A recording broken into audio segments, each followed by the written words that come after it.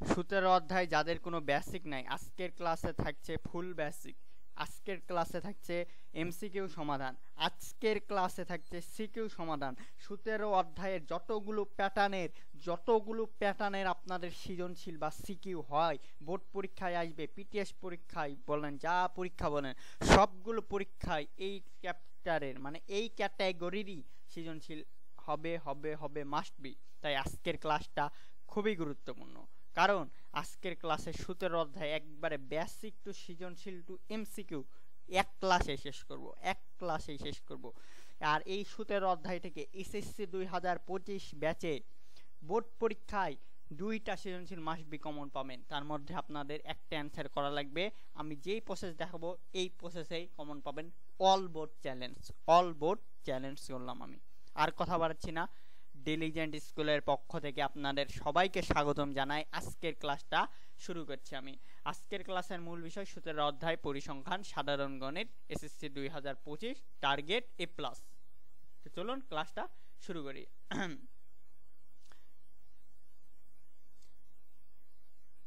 তো প্রথমে মধ্যকের কয়টা সূত্র আছে জানেন? মধ্যক নির্ণয়ের 2টা সূত্র আছে।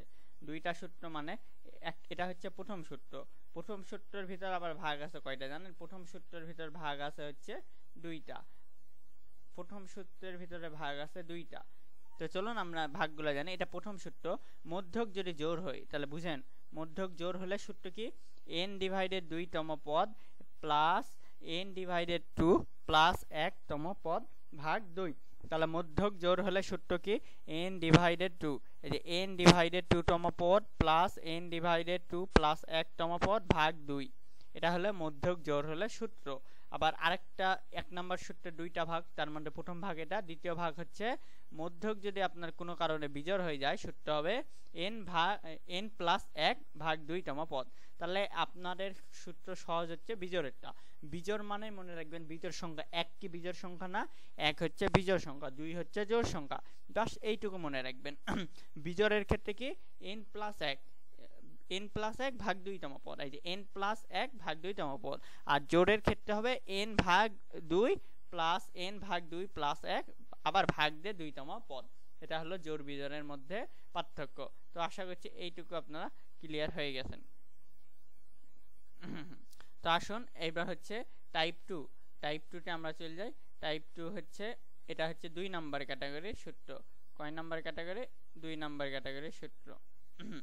তো মধ্যক বের করার আরেকটা সূত্র, n/2তম পদের মান বের করতে হলে মধ্যক কিভাবে বের করব?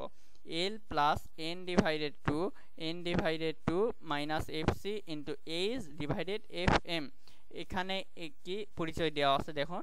এই যে এই l মানে হলো কি?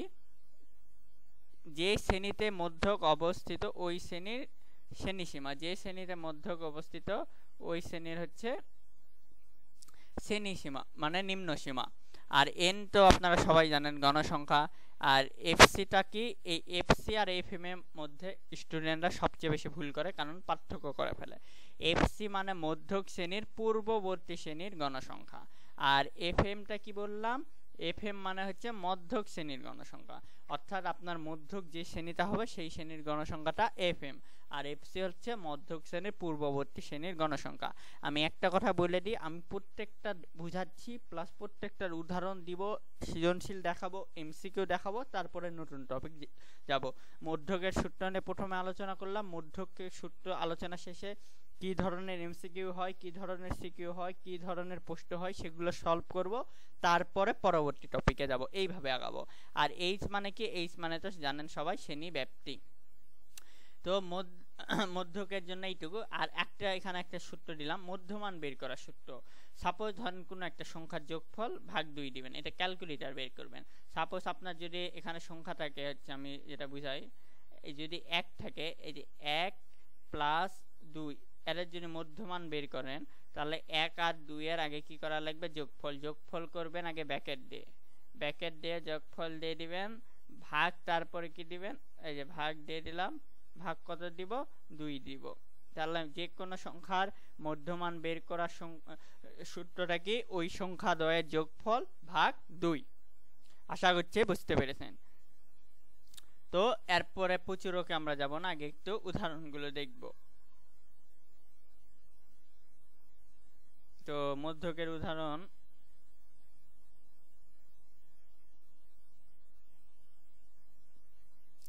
আচ্ছা এগুলো আছে, আমি একে একে সিরিয়াল ভিত্তিক যাই, তারপরে উদাহরণ সবগুলো আসবে, সবগুলো দেখাবো, টেনশন করার দরকার নাই। এখানে আছে যেহেতু প্রচুরক একটা সহজ পাঠ, প্রচুরকটা শেষ করে দিই। প্রচুরক বের করার নিয়ম, যে শ্রেণীতে সর্বাধিক বার আছে সেটাই হচ্ছে প্রচুরক। মানে যে ধরেন একটা সংখ্যা 10 10 10 তিনবার আছে, আর একটা ওই একই ঘরে আছে 11 দুইবার, তাহলে 10 তিনবার আছে, তার মানে 10 প্রচুরক, 10-এর প্রচুরক বেশি, তাই এটাই প্রচুরক। প্রচুরক বুঝবেন কি করে, এল প্লাস f1 ভাগ f1 plus f2 into H. এল মানে হচ্ছে শ্রেণীর নিম্নসীমা, f1 মানে এটা একটু বোঝার বিষয় আছে, f1টা কি প্রচুরক শ্রেণীর গণসংখ্যা মাইনাস পূর্ববর্তী শ্রেণীর গণসংখ্যা, আর f2টা কি f2টা হচ্ছে প্রচুরক শ্রেণীর গণসংখ্যা মাইনাস এর পরবর্তী শ্রেণীর গণসংখ্যা, আর এইচটা কেবলই বললাম মানে হচ্ছে শ্রেণী ব্যাপ্তি। এখন আসুন আমরা উদাহরণ দেখব। 12 18, তাহলে চলুন 12 18 20 40 15 মনে করেন ইত্যাদি ইত্যাদি কিছু সংখ্যা দেওয়া আছে। কি বলা আছে, গণসংখ্যা নিবেশন সারণী তৈরি করো। তো গণসংখ্যা নিবেশন সারণীর মধ্যে আমাদের এখন আইডেন্টিফাই করতে হবে এর মধ্যে সবচেয়ে অধিক কোন সংখ্যাটি আছে। তো এখন এখানে আইডেন্টিফাই করে আমরা দেখি 12 12 থেকে বড় সংখ্যা 25 25 30 30 35 40 45 55। এই যে 55 সংখ্যাটা সবচেয়ে বড়। এবার সর্বনিম্ন সংখ্যা 20 15 15 15 15 এই যে 12 সর্বনিম্ন সংখ্যা, তাহলে কত বললাম 12, তাহলে 12 সর্বনিম্ন সংখ্যা, আর হচ্ছে সর্বোচ্চ সংখ্যা আমরা পালাম হচ্ছে কত 55। কি বলেছে, গণসংখ্যা নিবেশন সারণী তৈরি করো। তো আমরা করে ফেলি, এখানে লিখে ফেলবো শ্রেণীর সর্বোচ্চ সংখ্যা 55, সর্বনিম্ন সংখ্যা 12। তো আমরা জানি কি বার করতে বলে, গণসংখ্যা নিবেশন সারণী, তার মানে আগে পরিসর খাটাতে হবে। পরিসরের সূত্র আমরা কি জানি, সর্বোচ্চ সংখ্যা মাইনাস সর্বনিম্ন সংখ্যা প্লাস হচ্ছে 1। তো সর্বোচ্চ সংখ্যা আমরা পেয়েছি কত 55, সর্বনিম্ন সংখ্যা 12, তার সঙ্গে 1 যোগ করব 43 হলো, আর 1 যোগ করলে টোটাল পেলাম আমরা অ্যান্সার 44। এটা হচ্ছে আমাদের পরিসর। এখন শ্রেণী সংখ্যা নির্ণয় করতে হবে। শ্রেণী সংখ্যা সমান সূত্রটা কি জানি আমরা, শ্রেণী সংখ্যার সূত্র হচ্ছে পরিসর, পরিসর ভাগ শ্রেণীব্যাপ্তি, পরিসর ভাগ শ্রেণীব্যাপ্তি। পরিসর কত আমাদের 44, আর শ্রেণীব্যাপ্তি পেলাম 10। এখন এটা কেমনে বুঝলাম, শ্রেণীব্যাপ্তি 10 কেমনে হলো, চলুন আমরা আবার উপরে চলে যাই। এখানে 10টা সংখ্যা আছে, দেখুন 1 2 3 4 5 6 7 8 9 10, ও না সরি আমার একটু মিস্টেক হয়ে গেছে। এই যে শ্রেণীব্যাপ্তি 10 কেন, এইখান থেকে ব্যবধান 10 করে, তাই এটা শ্রেণীব্যাপ্তি আমরা 10 ধরে নিব, দিয়ে এখানে ভাগ করলাম 4.4, অর্থাৎ ব্যবধান 5, এটা হচ্ছে ধরে নেওয়া যাবে। এরপর আসুন শ্রেণী ব্যবধান 10 ধরে গণসংখ্যা নিবেশন সারণী তৈরি করতে বলেছে। তো সারণী তৈরি করে সর্বনিম্ন সংখ্যা 12, 10 ধরে আমরা করেছি, এখানে 5 ধরেও করতে পারতাম, এটা আপনাদের ইচ্ছা। তো আমরা 10 ধরে সারণী তৈরি করেছি, ওই জন্য নিচে 10, বুঝলেন? তো এটা আমি 10 ধরে করেছি।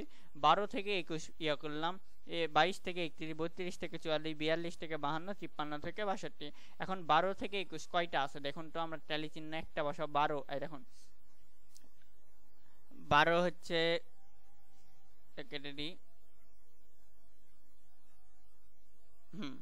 আর এখন 12 কয়টা আছে, 12 থেকে 21 1 2 3 3 3 3 4 5, 12 থেকে 21 4 5 5 5 5 5 6, এই যে হচ্ছে টোটাল 6 হলো। তো আমাদের টোটাল সংখ্যা হলো 1 2 3 4 5 6, মানে 12 থেকে 21 এর নিচে 6টা সংখ্যা হলো। তো চলুন আমরা এখন নিচে যাই, দেখি 12 থেকে 21 6টা সংখ্যা ট্যালি কি করে বসাবেন, যেহেতু 6টা পেলাম, এখন 1 2 3 4 আর 5টা দিবেন, এই যে n এর মতো করে এইভাবে 5 দিয়ে দিবেন, 6টা সংখ্যা না এইভাবে 1 দিয়ে দিবেন, ডেট 6, আচ্ছা 6 হলো। এইভাবে হিসাব করবেন। 22 থেকে 31 পাইছি 2টা, আর 32 থেকে 41 পাইছি একটা, 42 থেকে 52 পাইছি 4টা, আর 53 থেকে 62 পাইছি একটা, টোটাল যোগফল আসছে আমাদের কত 14। তো এলা আমি একটা দেখালাম কিভাবে আমরা কাউন্ট করলাম, এভাবে আপনি পেন্সিল দিয়ে কাউন্ট করলে হবে। তো আজকে ক্লাসে পুরো অধ্যায় কভার করব, অনেক বড় ক্লাসটা হবে, তাই আমি একটু সংক্ষেপে দেখালাম, বাকিগুলো দেখালাম না। আশা করি এগুলো সব পারবেন। এখন যদি আমি যোগ শেখাই, ভাই 2 আর 2 যোগ করলে কত হয়, সবাই জানে 4, এই 2 আর 2 যোগ করে কিভাবে 4 হয় এটা যদি বুঝাই, আমার ক্লাস অনেকেই করবেন না, চলে যাবেন, কারণ এলা কিন্তু ছোটকালের পড়া। তো ঠিক এলা ক্যালকুলেশন ছোটকালের, আমি যেটুকু বোঝানোর দরকার ততটুকু বুঝাই দিলাম। এবার 2 নাম্বার ম্যাথে আছে 12, 18, 20, 40, 15 ইত্যাদি ইত্যাদি প্রত্যেক সারণী হতে ক্রমযোজিত গণসংখ্যাগুলো নির্ণয় করো। তো একই সংখ্যা সর্বোচ্চ সংখ্যা কত, এই দেখুন সর্বোচ্চ সংখ্যা এখানে আছে হচ্ছে 55, আর সর্বনিম্ন সংখ্যা এই যে 12। তো 12 আর 55, সর্বোচ্চ সংখ্যা 55 আর সর্বনিম্ন সংখ্যা 12। পরিসরের সূত্রটা সর্বোচ্চ সংখ্যা মাইনাস সর্বনিম্ন সংখ্যা প্লাস হচ্ছে 1। তো ক্যালকুলেশন করুন, উত্তর পেলাম 44। এবার শ্রেণী সংখ্যা পরিসর ভাগ শ্রেণী ব্যাপ্তি, পরিসর ভাগ শ্রেণী ব্যাপ্তি, তাহলে টোটাল আসলে আপনার হচ্ছে 44 ভাগ 10, 4.4 বা 5। 10 ধরে ক্রমযোজিত গণসংখ্যার সারণী তৈরি করা হলো। এখন আমরা সারণী তৈরি করব 12 ভাগ 21। ওই এটা ঠিক আগের মতোই, কিন্তু এখানে ক্রমযোজিত গণসংখ্যার সারণী তৈরি করতে বলেছে। আর এখানে কি বলেছে আমাদের কোশ্চেনটা দেখুন, গণসংখ্যা নিবেশন সারণী। প্রথমে কি করেছিলাম, সর্বোচ্চ সর্বনিম্ন সংখ্যা পরিসর বের করেছিলাম, শ্রেণী সংখ্যার সূত্র বের করেছিলাম, 10 ধরে সারণী তৈরি করেছি। আর এখানেও কি, এখানে বলেছে ক্রমযোজিত গণসংখ্যার সাহায্যে ইয়াটা করো, সারণীটি তৈরি করো। আমরা কি করেছি, সর্বোচ্চ সর্বনিম্ন পরিসর শ্রেণী ব্যাপ্তি আর যে ওইভাবে ট্যালি চিহ্ন করে যোগ করলে হয়ে যাবে আপনার অ্যান্সার। কিন্তু এখানে একটা জিনিস আছে, ওইটুকু এখানে পার্থক্য।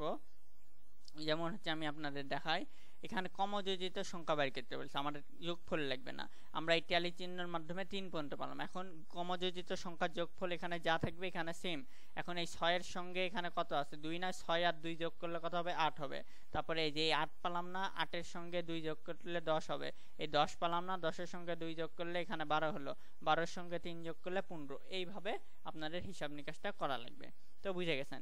এরপর 3 নাম্বার ম্যাথে চলে যায়, এত সংখ্যাগুলো সংক্ষিপ্ত পদ্ধতিতে গড় নির্ণয় করো। তো সংক্ষিপ্ত পদ্ধতিতে গড় নির্ণয় করাও একই।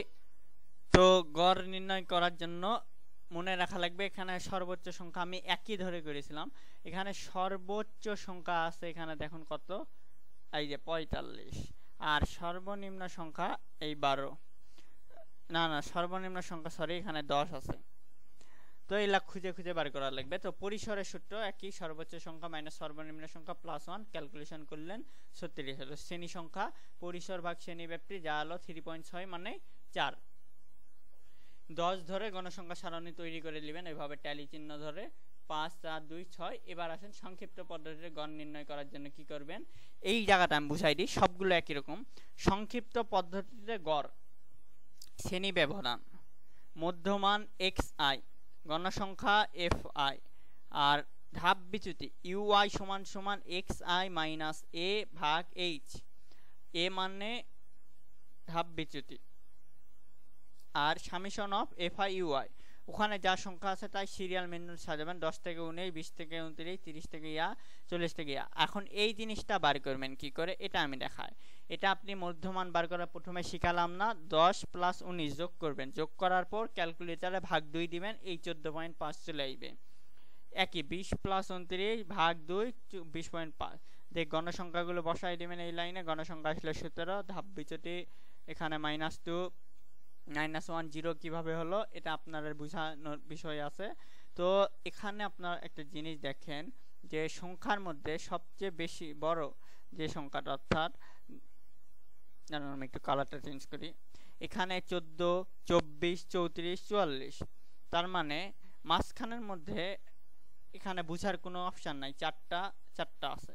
এই দিকে দেখবেন গণসংখ্যায় সবচেয়ে বড় সংখ্যা কত, 6 না, সবচেয়ে বড় সংখ্যা যেটা তার সামনে দিয়ে দিবেন 0, এখানেও দিয়ে দিবেন 0, 0-র নিচে দিবেন প্লাস, 0-র নিচে সবগুলো হবে কিন্তু প্লাস, আর 0-র উপরে সবগুলো হবে মাইনাস।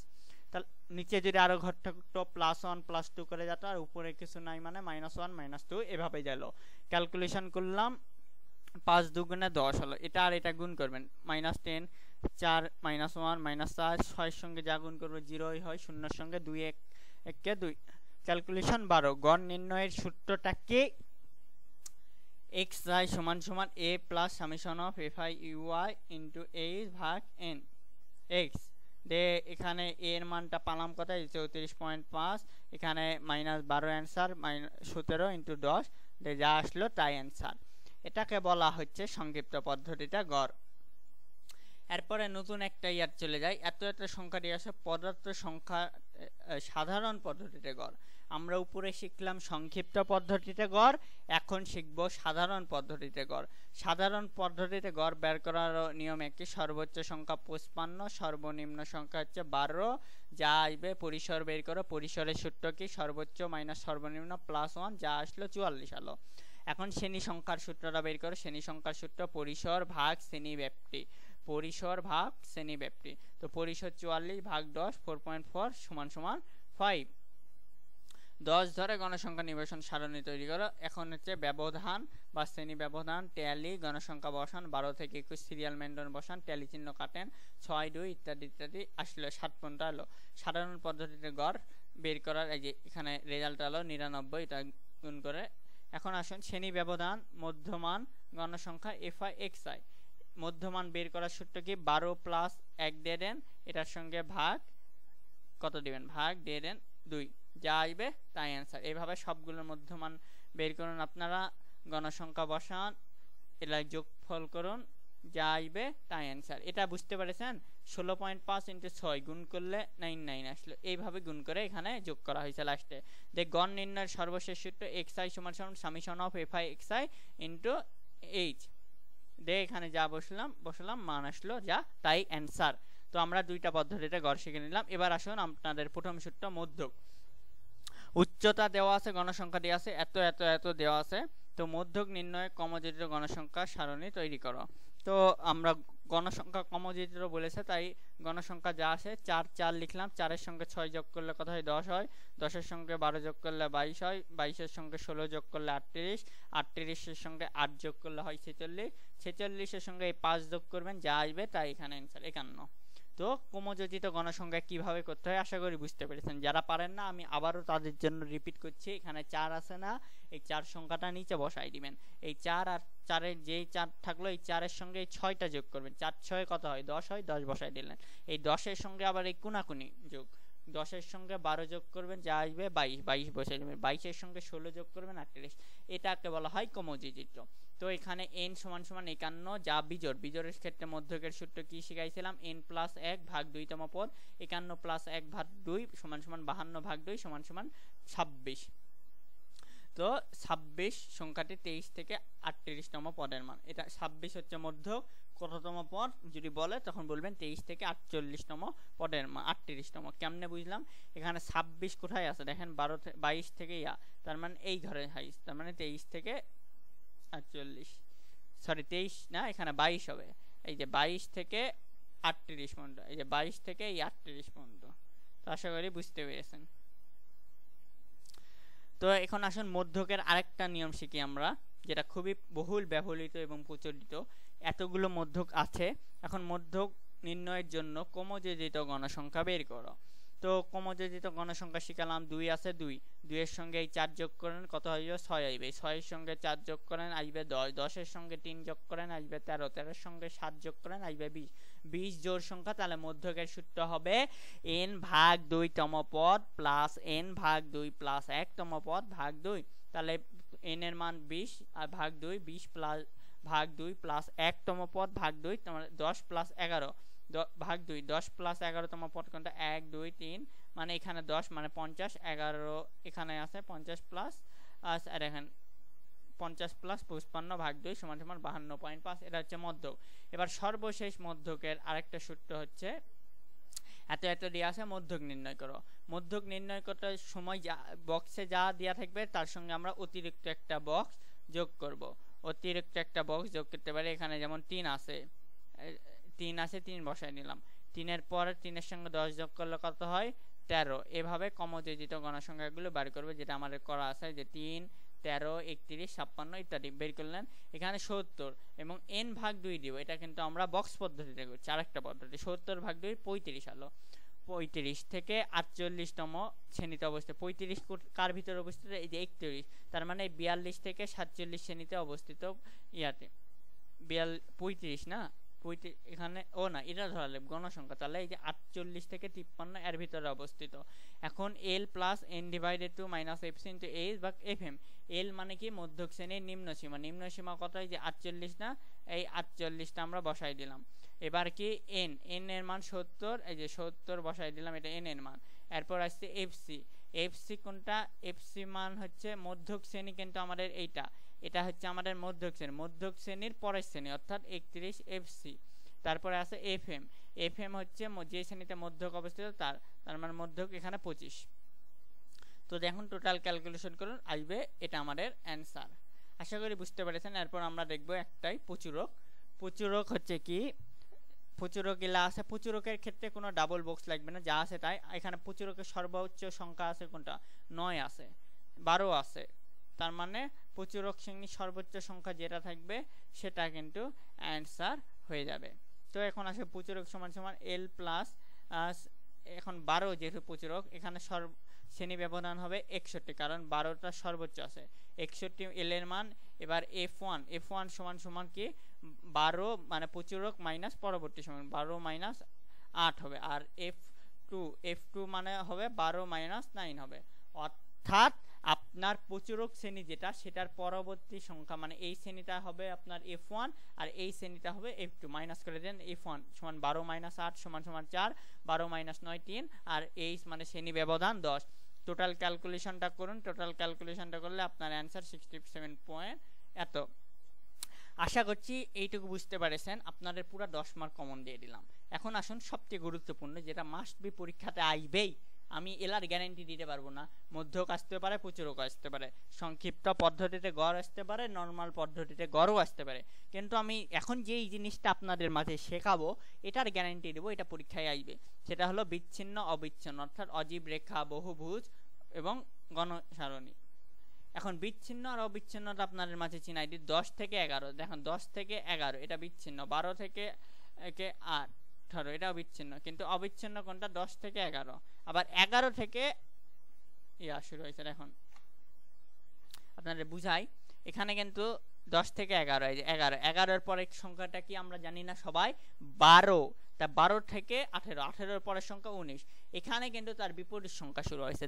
যেমনে দেখুন 10 থেকে 11, 10 থেকে 11, 11 এর পরের সংখ্যা 12 না, কিন্তু 12 না হয়ে আবার 11 থেকে শুরু হয়েছে। 18 এর পরের সংখ্যা 19 না হয়ে আবার 18 থেকে শুরু হয়েছে। এটাকে বলা হচ্ছে অবিচ্ছিন্ন, আর এটাকে বলা হচ্ছে আপনাদের বিচ্ছিন্ন। তো আশা করি বুঝতে পেরেছেন। এখন চলুন, এখানে একটা ওজন দিয়েছে, গণসংখ্যা দিয়েছে, এত এত এত ইত্যাদি ইত্যাদি দিয়েছে। সারণী থেকে আয়তলেখ নির্ণয় করব, এই সারণী থেকে আমরা বহুভুজ নির্ণয় করব, এবং এই সারণী থেকে আমরা অজীব রেখা নির্ণয় করে আজকের ক্লাসটা আমরা শেষ করে দিব। আমি অনেকক্ষণ ধরে ভিডিও নিচ্ছি, অবশ্যই যারাই আমাদের চ্যানেল সাবস্ক্রাইব করেননি, আমি আশা রাখতে পারি আমাদের চ্যানেলটা আপনারা সাবস্ক্রাইব করবেন এবং ভিডিওতে লাইক দিয়ে দেবেন। আসুন ক্লাসটা আবার শুরু করি। আয়তলেখটা কি? অঙ্কন করো। 46 থেকে 50 5 যা আছে তাই। এটার জন্য আমরা কি করে ফেলবো? প্রদত্ত সারণী হতে বিচ্ছিন্ন বিদ্যমান আয়তলেখ নির্ণয় করা হলো। শ্রেণী ব্যবধান যা আছে তাই বসাই দিলাম। অবিচ্ছিন্ন শ্রেণী ব্যাপ্তিও না। এখানে আমাদের দেয়া থাকবে সবসময় দুইটা, ওজন দেয়া থাকবে, গণসংখ্যা দেয়া থাকবে। আয়তলেখের ক্ষেত্রে একটা জিনিস মিডিল পয়েন্টে, আয়তলেখের ক্ষেত্রে একটা জিনিস মাঝখানে আপনাদের অ্যাড করতে হবে, সেটা হচ্ছে অবিচ্ছিন্ন শ্রেণীব্যাপ্তি। অবিচ্ছিন্ন আর বিচ্ছিন্ন শ্রেণীব্যাপ্তির পার্থক্যটা কি সেটা আপনাকে একটু আগেই আমি বুঝালাম। তো আমাদের কোশ্চেনে শ্রেণী ব্যবধান দেওয়া থাকবে, গণসংখ্যা দেওয়া থাকবে, আপনারা শুধু বুদ্ধি করে এই অবিচ্ছিন্ন শ্রেণীতে অ্যাড করবেন। চলুন এটাই আপনাদের মাঝে এখন আমি শিখাবো কিভাবে আপনারা এই অবিচ্ছিন্ন শ্রেণীটা অ্যাড করবেন। 46 থেকে 50, 46 থেকে 50, তার মানে 46 থেকে যদি আপনি 1 বিয়োগ করেন তাহলে কত হবে? মানে 46 আপনাকে এটা ধরা লাগবে, এই 46, এই 46 থেকে আপনার একটা বিয়োগ করা লাগবে, 1 মনে মনে মাইনাস করা লাগবে। 46 থেকে আপনি যদি 1 বিয়োগ করেন তাহলে আপনার হাতে থাকবে 45। এখন এখানে আপনার যোগ করা লাগবে 45.5 থেকে এই যে এখানে 50 আছে না, চোখ বন্ধ করে লিখে দেবেন 50.5। আবার এখানে 50.5 ছিল না, এই 50.5 থেকে 55.5। আমি আবারও রিপিট করি। দেখুন এখানে যদি আপনার 70 থাকে, সাপোজ এখানে আপনার 10 আছে, এখানে কত আছে আপনার এই 10 আছে। এখন 10 থেকে যদি আপনি এই 1 বিয়োগ করেন তাহলে আপনার রেজাল্টটা কত দাঁড়ায় বুঝেন, রেজাল্ট দাঁড়ায় আপনার এই 9, ঠিক আছে না? তাহলে এখানে লিখবেন 9.5 থেকে। এখানে কিন্তু আমাদের 10 নাই, এখানে আমাদের আছে কত, 46 আছে। তাই আমরা এই 46 থেকে 1 বিয়োগ করব। 46 থেকে 1 বিয়োগ করলে আমাদের হাতে থাকে 45। এখানে লিখে ফেলবো 45.5 থেকে। এইখানে আবার দেখবো সংখ্যা কত আছে, আমাদের 50 আছে। ঠিক আমরা এখানে একটু একটা চিহ্ন দিয়ে এখানে লিখে ফেলবো 50.5। আর এই পাশে গণসংখ্যা আমাদের দেওয়া থাকবে, হুবহু গণসংখ্যাটা তুলে ফেলবো। আবার একই, এখানে যেই সংখ্যাটা লিখলাম অবিচ্ছিন্নর ক্ষেত্রে সেম সংখ্যাটা আমরা এখানে লিখব 50.5 থেকে 55.5, আবার এখানে 55.5 থেকে 60.5, আবার 60.5 থেকে 65.5, আবার 65.5 থেকে 70.5 লিখে ফেলবো। দিয়ে আমরা একটা গ্রাফ কাগজ অঙ্কন করবো। আপনাদের সুবিধার্থে আমি এখানে গ্রাফ কাগজ একেই রেখেছি। এখানে প্রথমে গ্রাফ কাগজের প্রথম সাইডে দিবেন আপনারা গণসংখ্যা, আর দ্বিতীয় সাইডে দিবেন আপনারা অবিচ্ছিন্ন শ্রেণীব্যাপ্তি। গণসংখ্যা কোথায় পাবেন, এই যে এই পাশে যে গণসংখ্যাগুলো দিয়েছেন সেগুলোই লিখে ফেলবেন 5, 10, 15, 20। আর এইখানে এই চিহ্নকে বলা হয় একটা ভাঙ্গা চিহ্ন, এই ভাঙ্গা চিহ্ন দিয়ে দিলাম। এখন কি আছে 45.5। এইখানে যা লেখা থাকবে, অর্থাৎ এখানে আপনাদের আছে হচ্ছে মুসাইডি, এই যে 45.5, এই 45.5 কে টার্গেট করবেন, আর লাস্টে আছে 70.5, এটা টার্গেট করে গ্রাফে বসাই দিবেন। যেমন দেখুন এখানে আমি 45.5 নিয়েছি, আবার 70.5 এসে শেষ করেছি। 45.5 শুরু করেছে, 70.5 এসে শেষ করেছি। এখন 45.5 থেকে 50.5 পর্যন্ত আমাদের গণসংখ্যা কত, এটা এখন 45.5 থেকে 50.5 পর্যন্ত আমাদের গণসংখ্যা হচ্ছে 5। আমরা এখানেও ঠিক সেম কাজটা করলাম। 45.5 থেকে এই যে 50.5 পর্যন্ত গণসংখ্যা, এই যে 5 আছে না, এই যে 5, তো আমরা এইভাবে আয়ত লিখতে টানে দিব 5, তারপরে এইখানে এসে শেষ করব। আবার 50.5 থেকে 55.5 পর্যন্ত গণসংখ্যা 10 নিলাম, তারপরে 15, তারপরে 20, এইভাবে আয়ত লেখাটা মানে অঙ্কন করা লাগবে। আমার স্কেল নাই, হাত দিয়ে যতদূর পারি দেখাই দিলাম আমি। এইভাবে আপনারা গণসংখ্যা দেখবেন, সারণে দেখবেন, দেখে অঙ্কন করবেন। এইটুকু অঙ্কন হলে আপনাদের 2 নাম্বার দিবে, কিন্তু 3 নাম্বার বা 4 নাম্বার পাবেন না। কেন? এইটার জন্য অঙ্কনের বিবরণটা দেওয়া লাগবে। আমি কি করে লিখেছি দেখুন, এই পাশে x, এই পাশে x ডেক্স, এই পাশে y ড্যাশ, এই পাশে y, এলা মনে রাখবেন। মনে করে আমি একবার রিডিং পড়ে দেব, সবগুলো একই। মনে করে x ও x ডেক্স, y ও y ড্যাশ যথাক্রমে x ও y অক্ষ এবং ও মূলবিন্দু সব কাগজে x অক্ষ বরাবর প্রতি ক্ষুদ্রতম বর্গের ঘরকে অবিচ্ছিন্ন শ্রেণীব্যাপ্তির 1 একক এবং y অক্ষের বরাবর প্রতি ক্ষুদ্রতম বর্গের ঘরকে গণসংখ্যার 1 একক আয়তলেখ চিত্র অঙ্কন করে মূলবিন্দু 0 হতে 45.5 পর্যন্ত সংখ্যাগুলো বিদ্যমান বোঝাতে x অক্ষে ভাঙ্গা চিহ্ন ব্যবহার করা হয়েছে। হয়ে গেল আমাদের আয়তলেখ। এরপর আমরা কি শিখবো, এরপরে আমরা শিখবো হচ্ছে বহুভুজ। আমাদের আয়তলেখ কমপ্লিট, এরপর শিখবো বহুভুজ, অজীব রেখা শিখবো। তো চলুন বহুভুজ আর অজীব রেখা একসঙ্গে দেখাই দিই। এখন হচ্ছে এই যে বহুভুজ। বহুভুজের জন্য আপনাদের শ্রেণী ব্যবধান দেওয়া থাকবে, গণসংখ্যাও দেওয়া থাকবে, শুধু মধ্যমান অ্যাড করা লাগবে। মধ্যমান আমি একটু আগে শিখাইছি 46 আর 50 আছে, 46 আর 50 আগে যোগ করে নেবেন। যোগ করার পর যা আসবে অ্যান্সারের সঙ্গে ভাগ দিয়ে দিবেন, কত 2 দিবেন। তো এইভাবে মধ্যমানগুলো বার করবেন। মধ্যমান বার করা হয়ে গেল। এখানে উপরের দিকে থাকবে গণসংখ্যা, নিচের দিকে থাকবে শ্রেণী মধ্যমান। গণসংখ্যাটা দেওয়া এসে বসাই দিবেন, শ্রেণী মধ্যমান বসাই দিবেন। এখন এখানে একটা বিষয় আছে, আমাদের এখানে শুরু 48 থেকে আর শেষ 68। এখানে একটা মজার কারিসীমা আছে। সেই কারিসীমাটা কি, 48 থেকে 43 কিভাবে আসলো, আর এখানে 68তে শেষ 73 কিভাবে আসলো।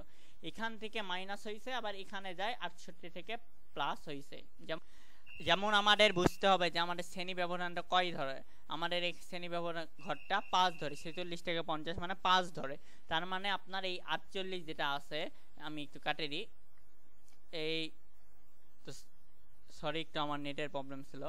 তো এখন দেখুন এখানে যে 48টা আছে আপনাদের মাঝে সবাই দেখতে পাচ্ছেন আশা করি। এই 48 থেকে আমরা যেহেতু 5 ধরে করেছি, 48 থেকে 5 ধরে বিয়োগ করে আমরা 43 পাই। আবার এই 68 থেকে 5 যোগ করলে 73 পাই। এখন কোশ্চেন হচ্ছে ভাই এটা আমরা বুঝবো কি করে, কখন 5 বিয়োগ করব কখন 5 যোগ করব? এটা বোঝার সবচেয়ে সহজ পদ্ধতি একটাই। এখানে 46 থেকে 50 কয় হাত বলেন তো? 5 হাত না? তাহলে এখানে 5 বিয়োগ করবেন। এখানে যদি 10 হাত হতো তাহলে 10 বিয়োগ করতেন। তো এখানে 5 বিয়োগ করলাম আর এখানে 10 যোগ করলাম। এখন এই চিহ্ন একটু ডট ডট দিবেন, আপনাদের মূল এখান থেকে গণসংখ্যাগুলো বহুভুজটা এইভাবে উপরে উঠে এইভাবে নিচে নামবে, আর এলা dot dot dot dot dot dot দিয়ে করে দিবেন। তো ভাষা আগের মতো একই, আপনারা ওটা দেখে দেখে ভাষাটা পারে যাবেন। এখন আসুন অজীব রেখাটা কি। অজীব রেখাতে আপনাদের শ্রেণী ব্যবধান দেওয়া থাকছে, গণসংখ্যা দেওয়া থাকছে, কিন্তু অজীব রেখায় দুটা জিনিস অ্যাড করা লাগবে। সেটা হচ্ছে অবিচ্ছিন্ন শ্রেণীসীমা আর সমযোজিত গণসংখ্যা। অবিচ্ছিন্ন শ্রেণীসীমা একটু আগে শিখালাম, 46 আছে না? 46 থেকে 1 বিয়োগ করবো কত? 45.5। এখানে 50 আছে, 50.5। ঠিক এইভাবে অবিচ্ছিন্ন শ্রেণীসীমাগুলো হবে। আমি আবারও বুঝাই দিচ্ছি, 45.5 থেকে 50.5, 50.5 থেকে 55.5, 55 থেকে ইত্যাদি ইত্যাদি। এটা তো আমি কেবল বুঝালাম, তাও একটু বুঝাই দিলাম আপনাদের বুঝার সুবিধার্থে। এখন আসুন সমযোজিত গণসংখ্যা আমি এর আগেও বলেছি, আবার বলে দিই, যা আছে প্রথমে তাই সংখ্যা, তারপরে এখানে কোনাকুনি যোগ, যা হবে এখানে যোগ বইবে। 15 থেকে 20 যোগ করবো 35, 35 থেকে 15 যোগ করবো 50, 50 থেকে 10 যোগ করবো 60। এইভাবে বসলো। এখন এই বরাবর হবে সমযোজিত আর এই বরাবর হবে অবিচ্ছিন্ন শ্রেণীসীমা। যে এইভাবে আমাদের হচ্ছে টোটাল চিত্রটা, কিসের চিত্রটা? আমাদের এই অজীব রেখার চিত্রটা এইভাবে হবে, আর মাঝখানে এটা ভাঙ্গা চিহ্ন দিয়ে দিবেন। তো আশা করি বুঝতে পেরেছেন। এলা বুঝার বিষয় না। সমযোজিত গণসংখ্যা এইভাবে 5 ধরে লিখে ফেলবেন, এইভাবে বসাই দিবেন। যে এখন 5 ঘরে কত আছে এরকম এভাবে দিয়ে মাশাআল্লাহ হয়ে গেল। তো এখানে বিবরণটা আছে। অজীব রেখা মনে করে x y dash y y dash x অক্ষ বরাবর। তো একটু আগেই বললাম। তো আশা করছি এইটুকু আপনারা সবাই বুঝতে পেরেছেন। আর আজকে আপনাদেরকে কিন্তু আমি যেটা দেখালাম এগুলোই এসএসসির বোর্ডে আসবে অবশ্যই অবশ্যই। আমি এসএসসি 2024-এরও ক্লাস নিয়েছিলাম, ওখানেও কিন্তু একই টপিক ছিল, কিন্তু আপনাদের জন্য একটু আপডেট ভার্সন কিছু নিয়ে এসেছিলাম। তো টেনশন করার কিছু নাই। আশা করি আজকের ক্লাস থেকে 10% না হোক 5%ও উপকারটা হয়েছে নাকি। তো আজকের ক্লাস এখানেই শেষ করছি। অবশ্যই ভালো লাগলে আমাদের ডিলিজেন্ট স্কুল এই চ্যানেলটাকে সাবস্ক্রাইব করবেন। আমাদের 3 জন মিলে ছোট্ট প্রচেষ্টায় আমরা এই চ্যানেলটাকে এগিয়ে নিয়ে যাচ্ছি। আপনাদের সাপোর্ট ছাড়া কখনোই আগানো সম্ভব না। আর কি ধরনের প্রবলেম, কোনো টপিকের ভিডিও চান, আমাকে হোয়াটসঅ্যাপ গ্রুপে অবশ্যই জানাবেন। তো ঠিক আছে, সবাইকে ধন্যবাদ আর শুভরাত্রি। আজকে ক্লাস এখানে বিদায় নিচ্ছি। আল্লাহ হাফেজ।